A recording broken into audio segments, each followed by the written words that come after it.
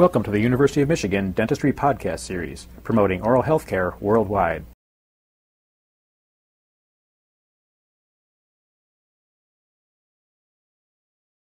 The purpose of this film is to provide an introduction to the twin block traction technique. The technique combines functional and orthopedic components and introduces new concepts in the treatment of Class II malocclusion. Twin block traction technique combines functional mandibular displacement with extraoral and intermaxillary traction for rapid correction of arch relationships. A combined functional orthopedic approach shows consistent advantages in the clinical response to treatment. The technique integrates a full-time functional appliance system with a nighttime traction system. Twin blocks are upper and lower bite blocks which interlock at a 45-degree angle, causing a functional mandibular displacement.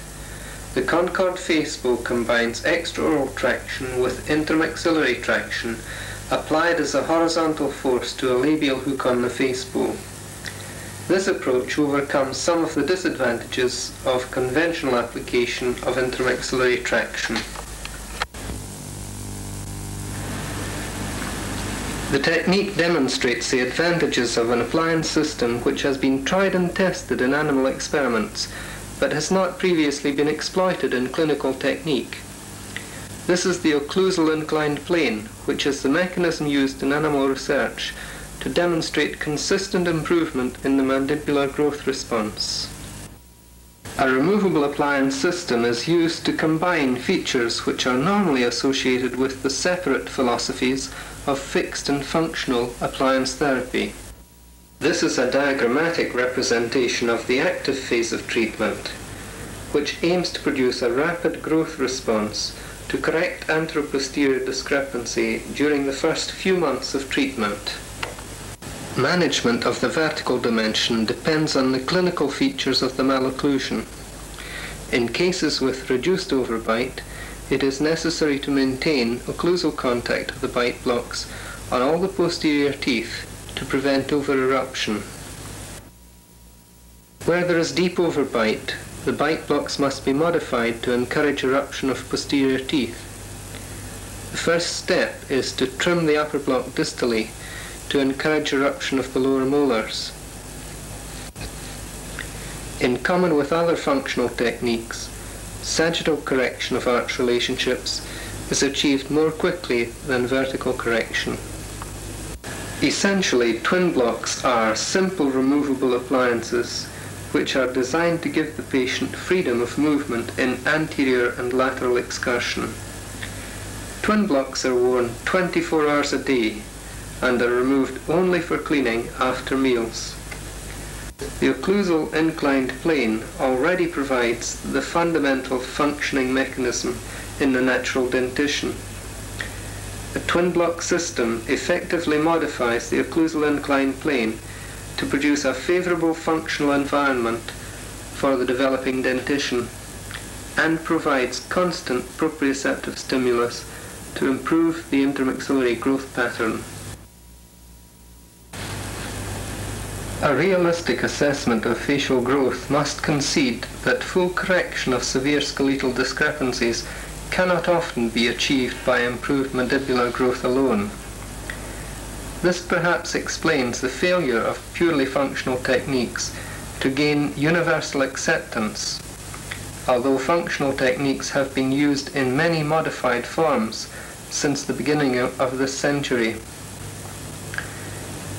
Orthopedic traction systems provide the alternative auxiliary force for correction of skeletal discrepancies.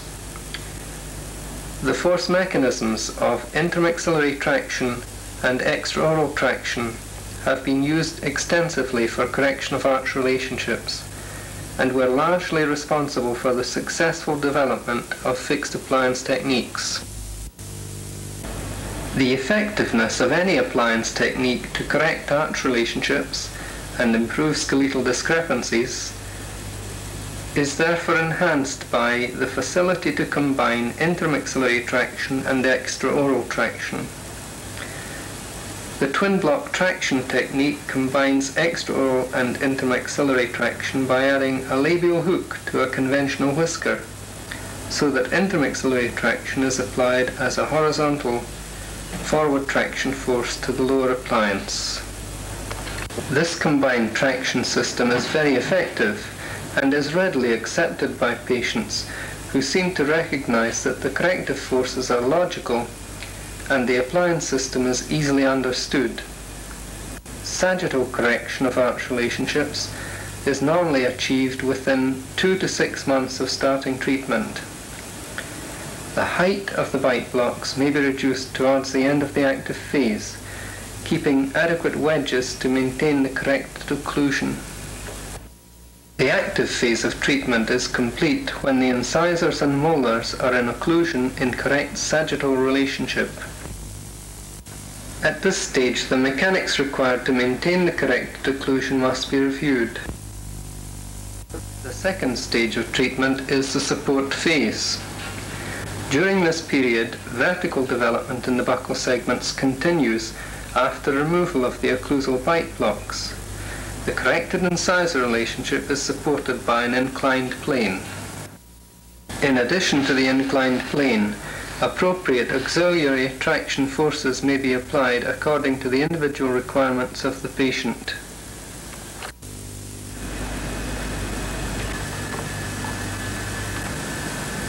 This girl presented at age 10.5 with an uncrowded Class II Division I malocclusion and was treated by the twin block traction technique. This is a suitable case to demonstrate the use of the technique. This shows the profile change after a year's treatment. The tracing shows a severe Class II skeletal pattern which combines maxillary protrusion with mandibular retrusion. The SNA angle is 86.5 degrees and SNB 76.5, giving an apical base discrepancy of 10 degrees. Both upper and lower incisors are proclined. The facial axis is 91 degrees and the Frankfurt mandibular plane angle is 24 degrees. Twin blocks were fitted on May the 3rd, 1982, and this shows the position on the 2nd of September. That is after 4 months treatment. The lower incisors have proclined by 2 degrees, and the upper incisors have uprighted by 9 degrees. The apical base difference is reduced from 10 degrees to 7 degrees. The distal occlusion is fully corrected at this stage, and the overjet is fully reduced. This X-ray was taken on the 8th of April 1983, at which stage active treatment was complete after 11 months, and nighttime retention continued. The lower incisors had now uprighted and were now 4 degrees less proclined compared to the original X-ray. The upper incisors were uprighted to 101 degrees to the Frankfurt plane to compensate for the remaining apical base discrepancy of 7 degrees. The models show the position after 11 months treatment, with full correction of distal occlusion and reduction of overjet. The superimposed tracings confirm the changes which have been described. We can now have a closer look at the type of appliances used in this case. These are twin block appliances. They are worn 24 hours a day and cause a functional mandibular displacement by functional inclined planes covering the occlusal surfaces of the posterior teeth. The lower appliance is retained by peripheral clasping using ball-ended clasps of 1 mm diameter.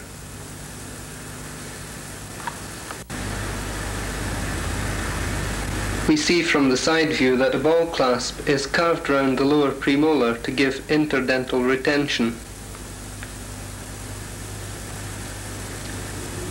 The upper appliance is retained with clasps on the upper first molars and second premolars.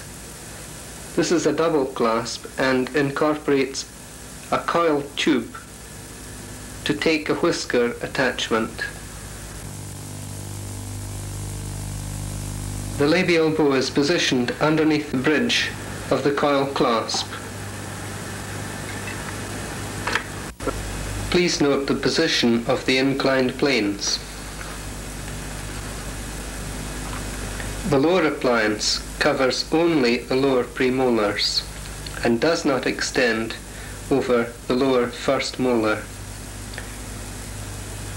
The upper inclined plane covers only the second premolar and all the molars which are erupted in this case. Where there is reduced overbite, it is important that there is occlusal contact of all erupted teeth on the upper inclined plane to prevent over-eruption of the posterior teeth, which would occur if all teeth were not covered. The other side view shows a similar arrangement. The height of the bite block in the first premolar region is 4 millimeters in this case. This is a plan view to show the design of the upper appliance. There is a midline screw for compensatory lateral expansion to compensate forward positioning of the lower arch. You see the position of the labial bow relative to the clasps and the buccal segments. And note in particular the position of the inclined planes on the upper appliance. The inclined planes cover only half the occlusal surfaces of the upper posterior teeth. This is a cleaner arrangement than full occlusal cover, and it is sufficient to gain full overlap with the lower inclined planes. And now the lower appliance. The inclined planes are positioned over the lower second premolars, and the appliance does not extend to cover the occlusal surfaces of the lower first molars. It is a very simple appliance. It consists only of clasps and inclined planes and has no other active components. On this appliance there is a recurved U-loop lingual to the lower incisors to act as a hook for intermaxillary traction, but we have now dispensed with this hook and simply hook the elastic under the ball clasps on the lower incisors. And now we have the final component of the appliance system, the Concord face bow. And I believe this is the additional component which really makes the technique take off, and perhaps accounts for the rapid correction of arch relationships. The combination of a full-time functional technique and an orthopedic traction system produces rapid correction of malocclusion and is a very efficient appliance system. The face bow is similar to a conventional whisker, with the addition of a labial hook for intermaxillary traction. Here you see Concord sitting on the runway, literally waiting to take off. And this is Concord in full flight, combining intermaxillary and extraoral traction. I was presented with this little toy at the last conference of the British Association of Orthodontists by Hans Arju, who said I would have hours of fun playing with it. I hope you have enjoyed your introduction to twin blocks and Concord, and I hope you too will have hours of fun playing with them. Thank you very much for listening.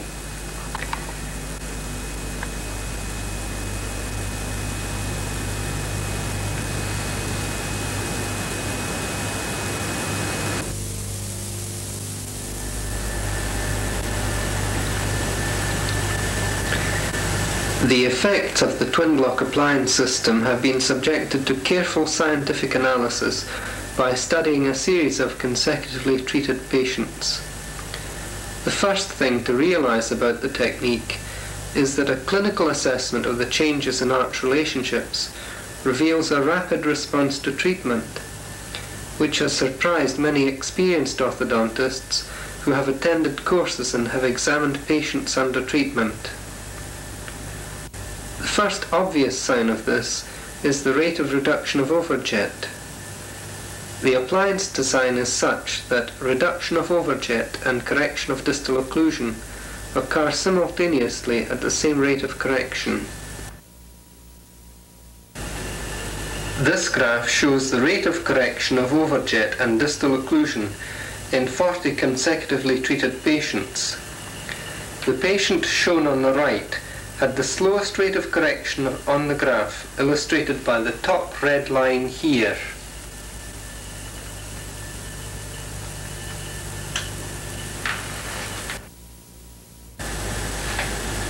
This shows the facial change, in this case after a year's treatment. And the dental views also show the change after a year. The reason for the slow progress in this case was that the patient did not wear her appliances full time. The mechanics of the appliance system is such that acceptable results can be achieved even when cooperation is poor.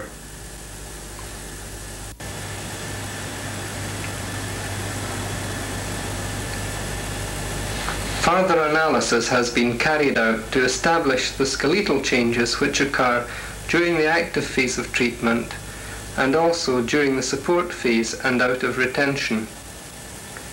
The conclusion reached is that twin blocks produce highly significant growth change on statistical analysis compared to untreated control samples.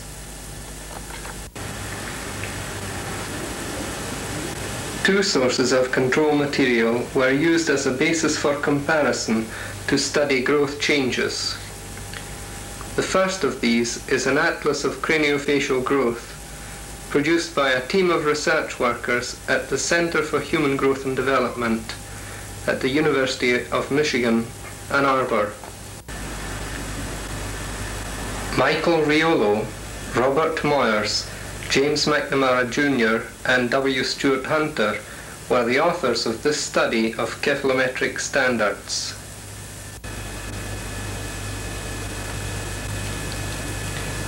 The student's t-test was used to analyze growth changes in 70 consecutively treated patients who were matched on the basis of age in a direct comparison with the control series. Changes were considered to be highly significant when statistical analysis indicated a probability value of less than 0.1%, and a probability value of greater than 5% was not considered to be significant.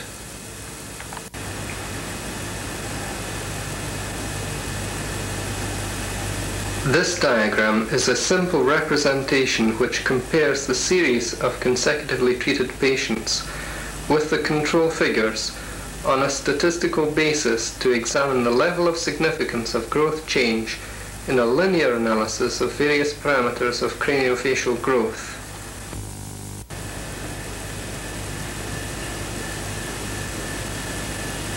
The green lines show areas where growth change is not significant, as shown by these measurements here.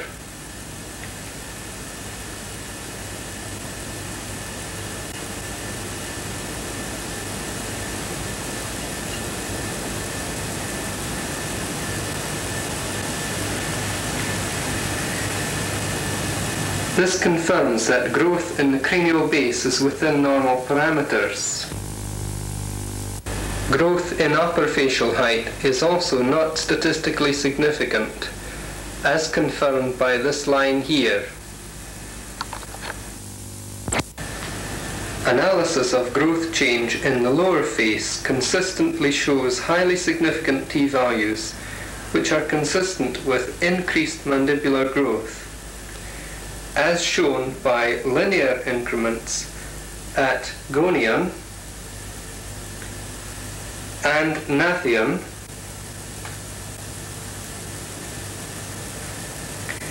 and by increased facial height to menton.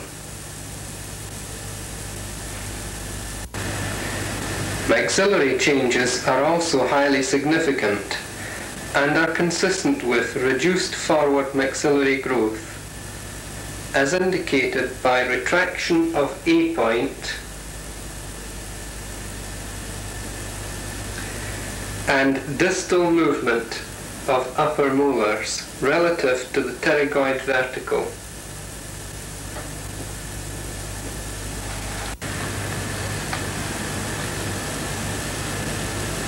These findings are confirmed by a further statistical analysis on a similar basis against control values published by Prahl-Anderson in a mixed interdisciplinary study of human growth and development.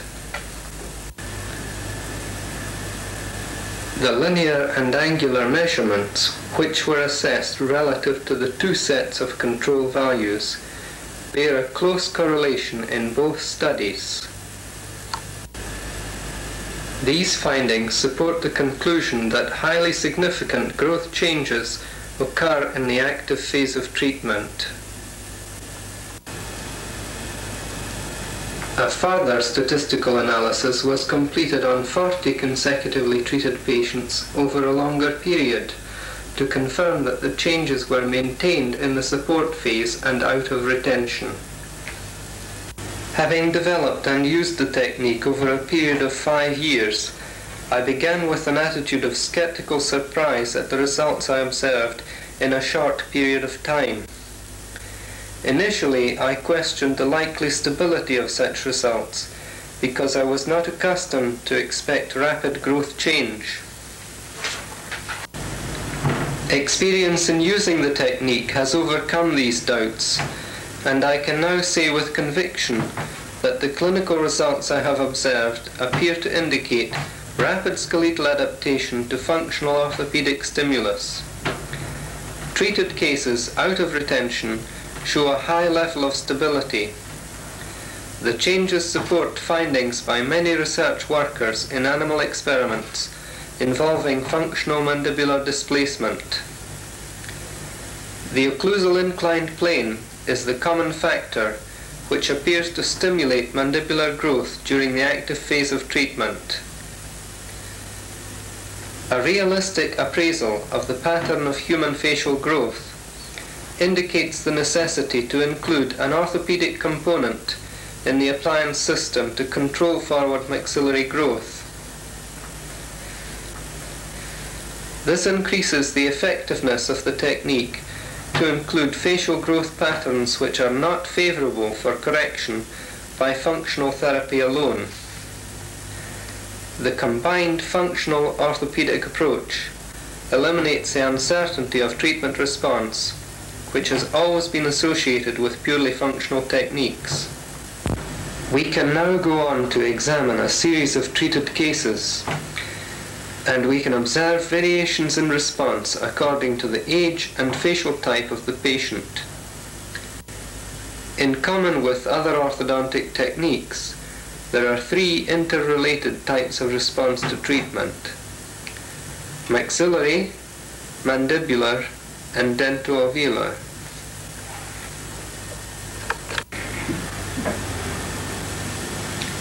It should be recognized first that in most cases the response to a functional orthopedic technique is a combination of maxillary, mandibular, and dentoalveolar change.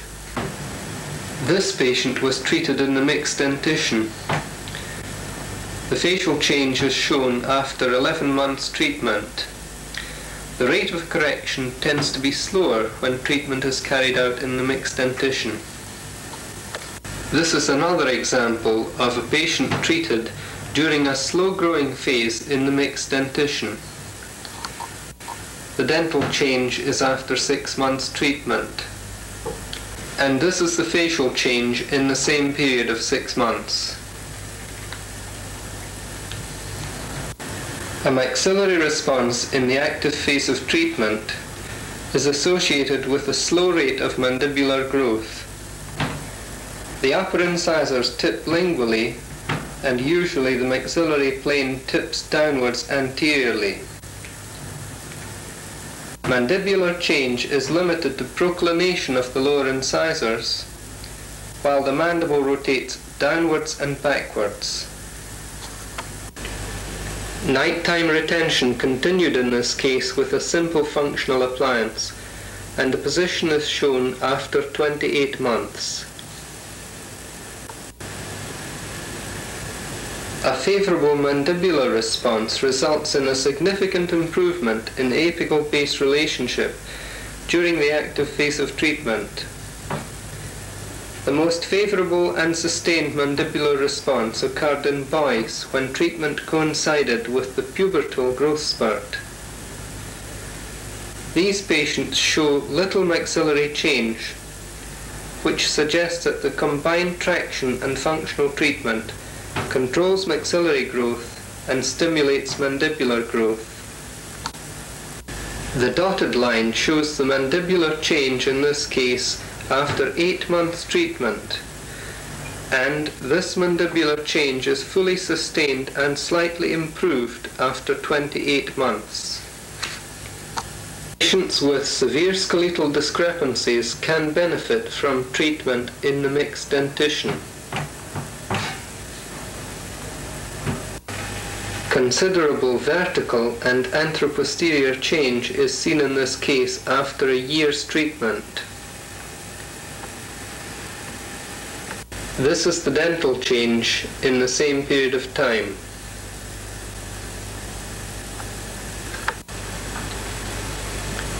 The growth changes observed in the growing child during treatment contrast sharply with the results of adult treatment. A dentoalveolar response is to be expected in treating adults, where growth makes no contribution to the treatment response. It is very significant that no skeletal change whatsoever is observed in this case after a year's treatment. Correction is by a dentoalveolar response and was followed by fixed retention. This accentuates the favourable growth changes which are consistently observed in the growing child.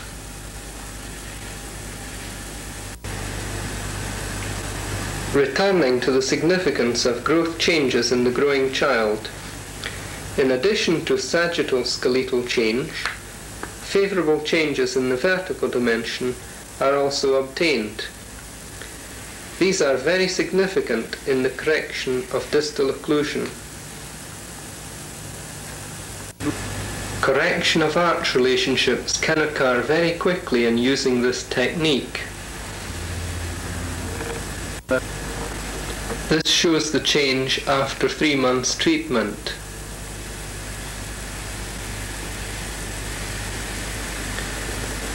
And the position after 15 months. There is considerable increase in lower facial height in this case, as we can see from the tracing, and the resulting improvement in the facial profile.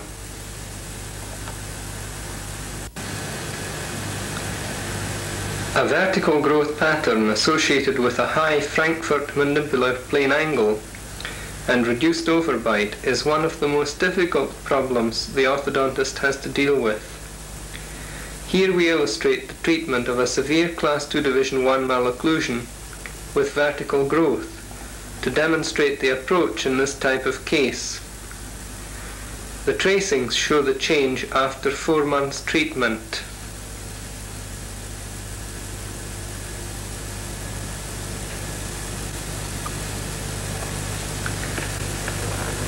And here we see the clinical change in the same period.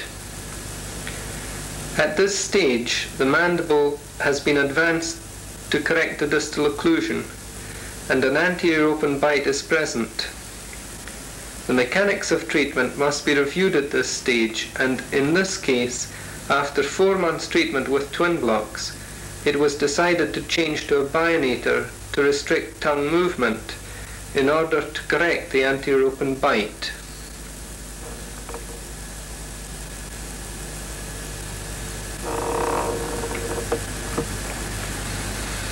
After a further 4 months treatment, the anterior open bite has resolved, and we have an acceptable change in the profile and occlusion in a very difficult case after 8 months treatment.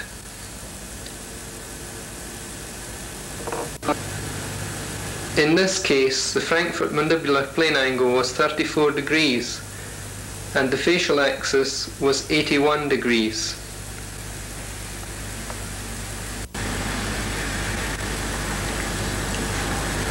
The tracings for this case after 15 months show a combined maxillomandibular response. Examination of serial tracings showed 5 mm increase in effective mandibular length during the 4-month twin block phase. Over a period of 31 months, the A and B angle reduced from 11 degrees to 8 degrees. The 4 months of active twin block phase accounted for approximately 2/3 of the angular and linear improvement in this case, observed over a period of 31 months.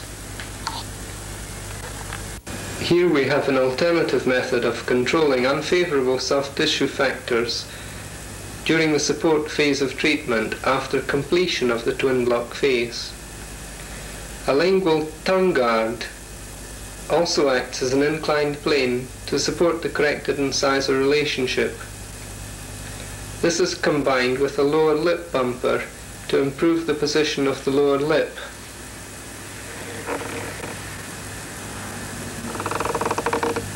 The lip bumper is supported in bands on the lower molars, and extraoral traction can be continued to the upper appliance if necessary at this stage. This type of tongue guard can also be incorporated in the upper twin block so that the tongue position is controlled from the start of treatment. Here we see an example of a patient under treatment using this approach.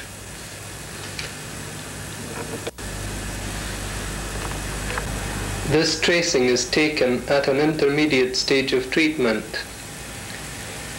This approach has been adopted only recently, and this patient is still under treatment. And this shows the dental change in the same case.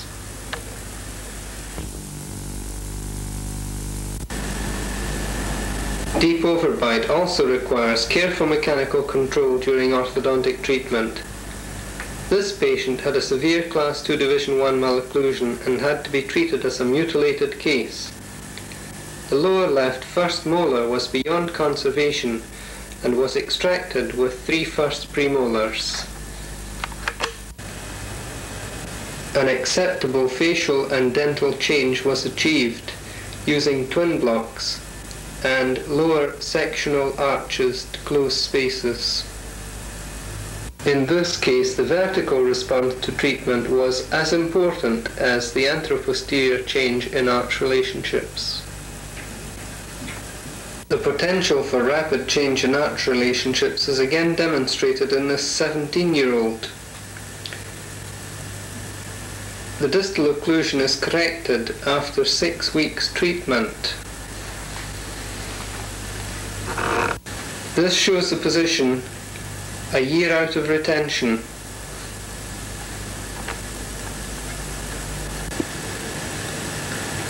The tracing shows the change in the position after a year's treatment. There is no doubt that the mechanics used in the twin block traction technique can produce changes in treating older patients which cannot readily be demonstrated in other techniques. This is a patient with a favorable mandibular growth pattern. A full unit distal occlusion and 10 mm overjet are fully corrected within 2 months of starting treatment.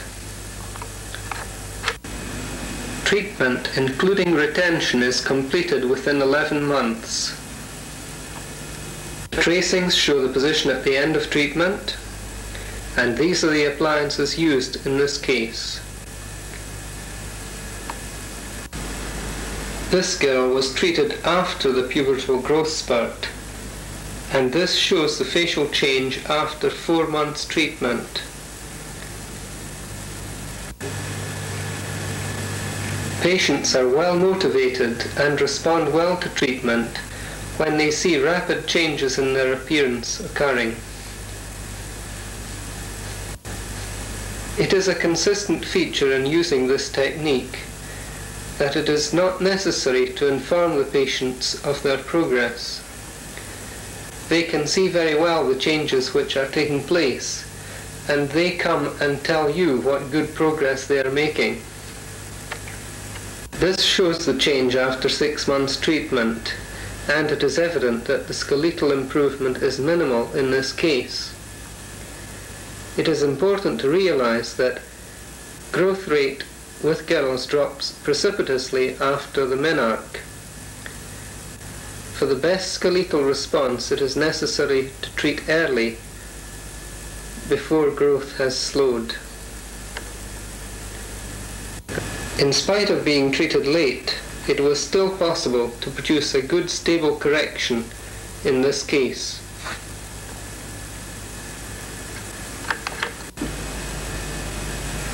A similar change is observed in this case with another girl, again treated after the menarche. Vertical growth change has produced a favourable improvement in the profile, but there is little anteroposterior improvement in skeletal relationship. Again, there is a significant facial change after 4 months treatment.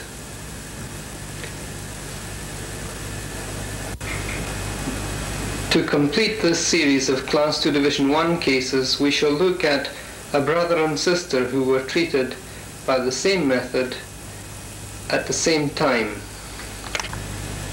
Both patients had a severe malocclusion with an A and B difference of 10 degrees in each case.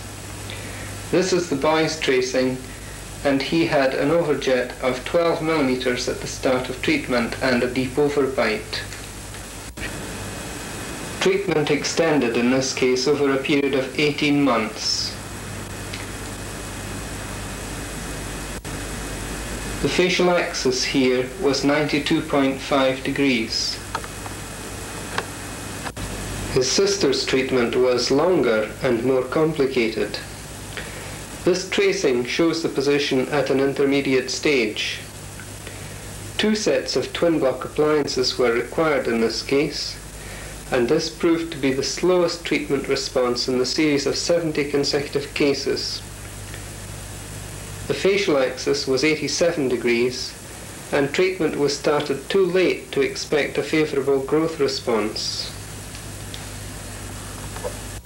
It was still possible to achieve an acceptable dental and facial improvement in a very difficult case to treat. That completes the series of Class 2 Division 1 cases in this demonstration. We can now look at some details of appliance design before proceeding to study Class 2 Division 2 cases. Let me first remind you of the design of the Concord face bow, which applies intermaxillary traction as a horizontal force to the lower appliance. This is combined with extraoral traction and is worn at night only. This shows the method of attachment of the face bow to the upper appliance. The face bow fits in tubes on the clasps in the buccal segments. The labial hook is turned downwards in an S-bend so that it can take an elastic. This shows the method of attachment of the intermaxillary elastic to the lower appliance. The lower appliance is retained on the lower anterior teeth by interdental ball clasps. The elastic is simply looped under one or more of the ball clasps and pulled forward to attach it to the labial hook. This shows the action of the intermaxillary elastic. It applies a horizontal force to the lower appliance and overcomes the unfavorable upward component applied by conventional intermaxillary elastic to anchor molars. It should be noted that the outer bow of the whisker lies above the inner bow. This is to apply an upward component of force to the removable appliance, which helps to retain the appliance in place. Any downward component of force on the outer bow would tend to displace the appliance, and this is overcome by bending the ends of the outer bow upwards. These are intraoral views of twin block appliances to show the appliance design. There is a labial bow and a midline screw on the upper appliance, with clasps in the buccal segments. Ball clasps are used to retain the lower appliance, which is very simple in design.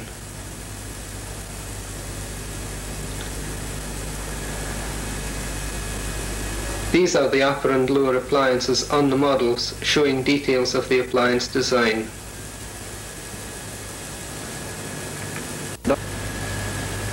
This intraoral view shows the twin blocks in occlusion. It is necessary to provide the laboratory with a protrusive bite, which should reduce the overjet by 5 to 7 millimeters. The interocclusal clearance in the first premolar region should be within the range of 3 to 5 millimeters, depending on the depth of the overbite. This will determine the height of the bite blocks and the degree of opening in the incisor region. 5 millimeters clearance is usually necessary where there is deep overbite to allow the incisors to occlude edge to edge. The center lines should also be marked to enable the laboratory to occlude the models correctly. The second stage of treatment is the support phase, when the corrected incisor relationship is maintained with a guide plane. If necessary, extraoral traction is continued in the support phase.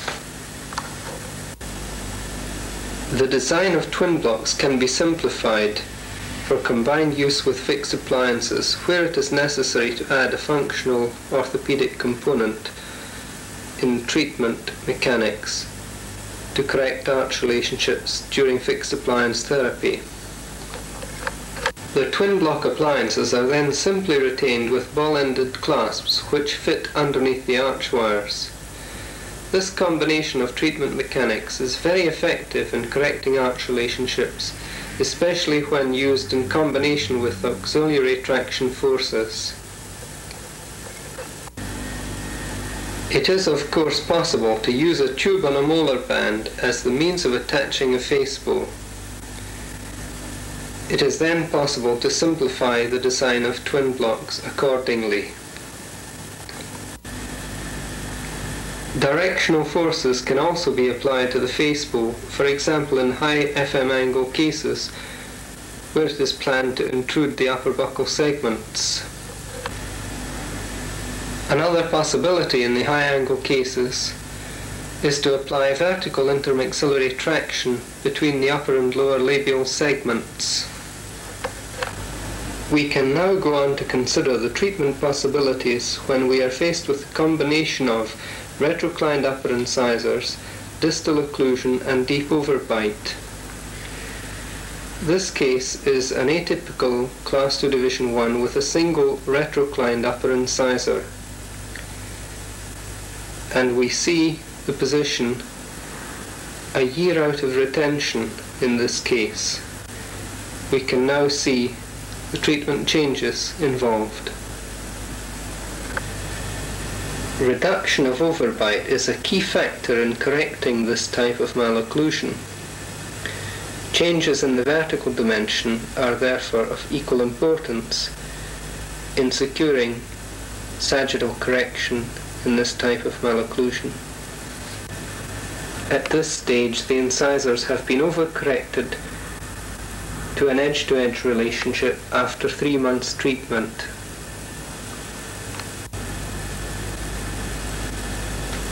This shows the facial change after 3 months treatment.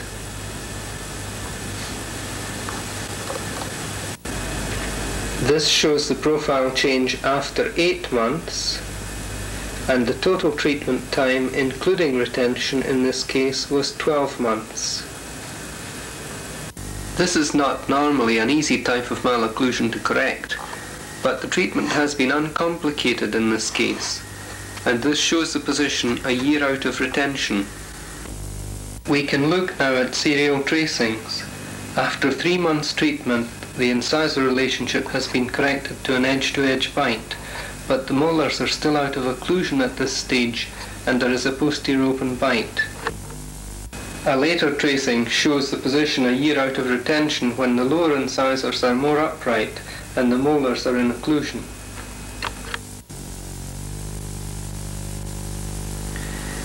In this case, the upper incisors are retroclined with deep overbite, and upper canines are crowded out buccally. There was a full unit distal occlusion, and twin blocks were used for 2.5 months to correct the distal occlusion and to reduce the overbite, before proceeding with an upper fixed appliance in the second stage of treatment. Fixed appliance treatment is greatly simplified when the problems of deep overbite and distal occlusion are quickly eliminated in the first stage of treatment. The lower twin block was continued at this stage to maintain the reduced overbite and to allow the lower molars to erupt into occlusion. It was then possible to proceed with upper and lower fixed appliance treatment to finish the case. The main advantages of this approach to treatment were, first, to simplify the fixed appliance treatment, and secondly, to improve the facial profile in the end result. This shows the change in facial profile after 2.5 months treatment with twin blocks, and we can see the further stages of treatment on slides. Provided there is a good lower arch, severe Class 2 Division 2 malocclusion can be treated with twin blocks in the first stage, followed by an upper fixed appliance. This is an example of a patient with a Class 2 Division 2 malocclusion treated by this combination of mechanics. The lateral view shows a severe Class 2 Division 2 incisor relationship with excessive overbite before treatment. The upper incisors were proclined by springs on the upper twin block at the same time as the distal occlusion was corrected and the overbite reduced. This simplified the final stage of treatment with an upper fixed appliance to correct upper incisor alignment and to improve the incisor angulation. The lateral view on the other side confirms the severity of this malocclusion. Tracings confirm that a full unit distal occlusion has been corrected and the deep overbite and incisor angulations have been improved. Fixed and functional therapy are normally regarded as separate stages of treatment, but the twin block system allows integration of fixed appliance therapy with a functional orthopedic technique. It is then possible to correct all the major factors of malocclusion simultaneously. This case shows correction of labial segment alignment with a simple local fixed appliance at the same time as the arch relationships are corrected with twin blocks. The case can then be finished with fixed appliances. It is a great advantage in the management of Class 2 Division 2 malocclusion to be able consistently to produce favourable changes in the skeletal relationship and the facial profile in the first few months of treatment, so that detailed finishing can then be carried out with fixed appliances. This film has demonstrated the use of the twin block traction technique to achieve rapid correction of arch relationships in Class 2 Division 1 and Class 2 Division 2 malocclusion in a versatile treatment system which is easily integrated with fixed appliance technique. Further details of the technique can be found in an article published in the European Journal of Orthodontics, Volume 4, 1982. This girl presented at age 10 and a half with an uncrowded Class 2 Division 1 malocclusion and was treated by the twin block traction technique. This is a suitable case to demonstrate the use of the technique. This shows the profile change after a year's treatment. The tracing shows a severe Class 2 skeletal pattern which combines maxillary protrusion with mandibular retrusion.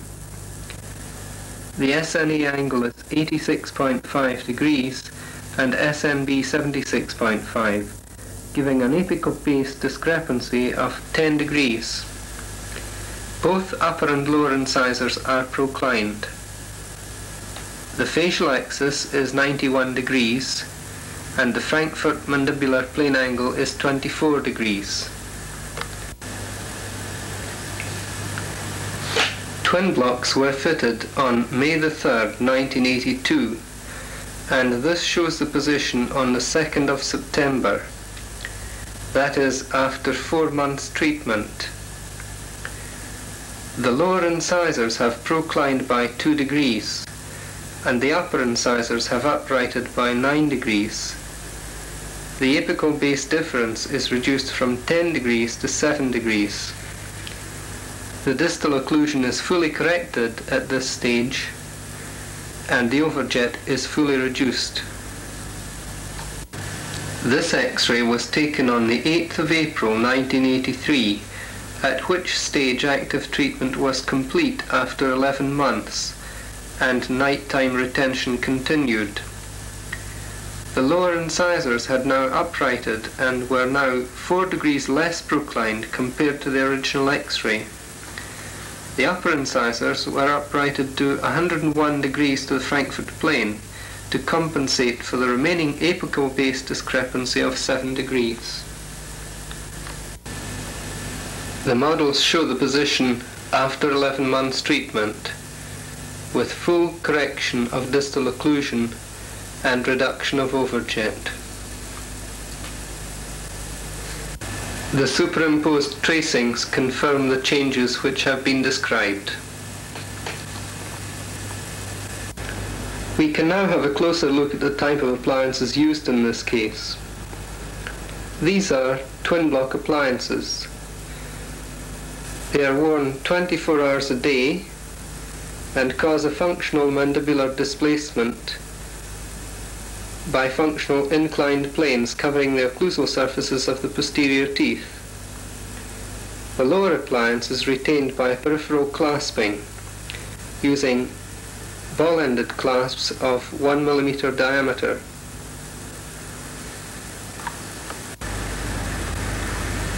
We see from the side view that a ball clasp is carved round the lower premolar to give interdental retention.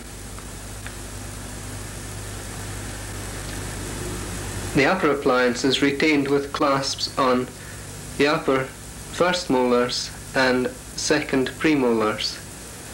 This is a double clasp and incorporates a coil tube to take a whisker attachment. The labial bow is positioned underneath the bridge of the coil clasp. Please note the position of the inclined planes. The lower appliance covers only the lower premolars and does not extend over the lower first molar. The upper inclined plane covers only the second premolar and all the molars which are erupted in this case. Where there is reduced overbite, it is important that there is occlusal contact of all erupted teeth on the upper inclined plane to prevent over-eruption of the posterior teeth, which would occur if all teeth were not covered. The other side view shows a similar arrangement. The height of the bite block in the first premolar region is 4 millimeters in this case. This is a plan view to show the design of the upper appliance. There is a midline screw for compensatory lateral expansion to compensate forward positioning of the lower arch. You see the position of the labial bow relative to the clasps and the buccal segments. And note in particular the position of the inclined planes on the upper appliance.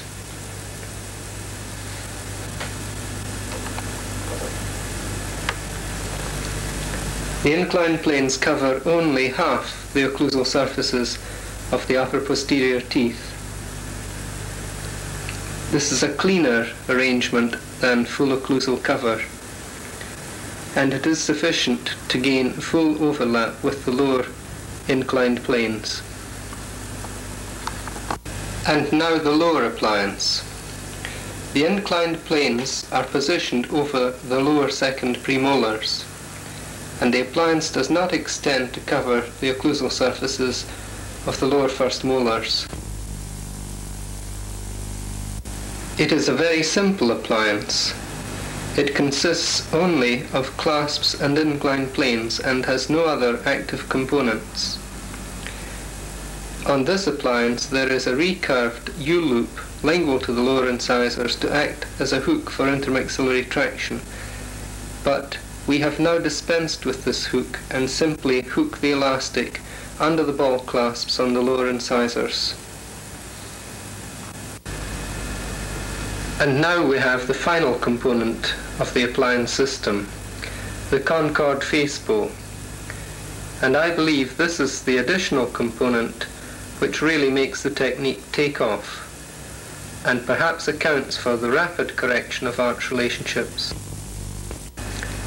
The combination of a full-time functional technique and an orthopedic traction system produces rapid correction of malocclusion and is a very efficient appliance system.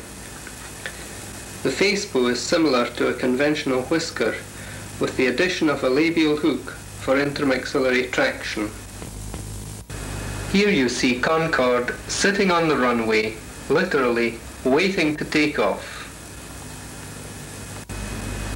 And this is Concord in full flight, combining intermaxillary and extraoral traction. I was presented with this little toy at the last conference of the British Association of Orthodontists by Hans Arju, who said I would have hours of fun playing with it. I hope you have enjoyed your introduction to twin blocks and Concord, and I hope you too will have hours of fun playing with them. Thank you very much for listening. You've been listening to a presentation from the University of Michigan School of Dentistry, which is dedicated to supporting open learning and open educational resources. This recording is licensed under the Creative Commons. It may be reused and redistributed for nonprofit use. Please attribute materials to the University of Michigan School of Dentistry and redistribute under this same license. For more information on how this and other University of Michigan School of Dentistry recordings may be used, visit www.dent.umich.edu/license.